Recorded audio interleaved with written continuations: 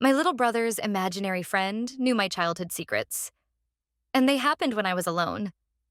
When my mom asked me to watch Oliver for the weekend, I almost said no. I loved my brother, but he was at that strange age where kids start talking to corners and insisting on extra plates at the table. He's been imaginative lately, Mom said over the phone. Just go along with it. It keeps him calm. By the time I arrived, Oliver was sitting cross-legged in the living room, facing the wall. Hey, buddy, I said, dumping my bag by the couch. Who are you talking to?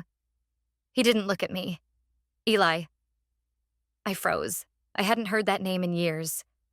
Who's Eli? I forced a laugh. He lives here, Oliver said.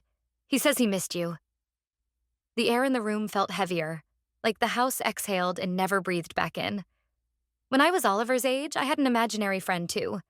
I called him Eli then, but he wasn't someone I talked about. He was someone I talked to in the silence after my parents' fights, when I pressed my ear to the wall and waited for the shouting to stop. Eli knew things I never said out loud, secrets I thought only I held. I grew out of him, or at least I thought I did. That night, I tucked Oliver into bed. He clutched a stuffed bear, eyes wide in the dim light.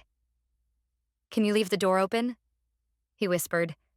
Eli doesn't like it when it's closed. I swallowed. Sure. Anything else? He hesitated, then added softly, he says you remember the basement. My hands went cold. I had never told anyone about the basement.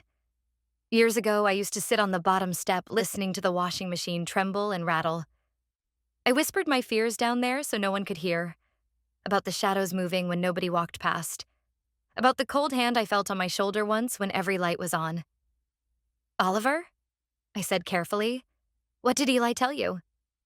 He turned his head, staring past me, just over my shoulder. He says you were always alone, Oliver said. You weren't. I spun around. The hallway was empty, just the thin strip of light from the bathroom. Oliver, that's not funny. He says you forgot what you promised him, Oliver murmured, eyes glazing slightly. You promised you'd come back and play in the dark. My breath hitched. I never said that. Oliver's voice changed, flattening, almost echoing in the small room. Yes, you did. The bedside lamp flickered, then went out. From the hallway, the basement door creaked open, and this time I heard steps coming up. Not one set. Two set.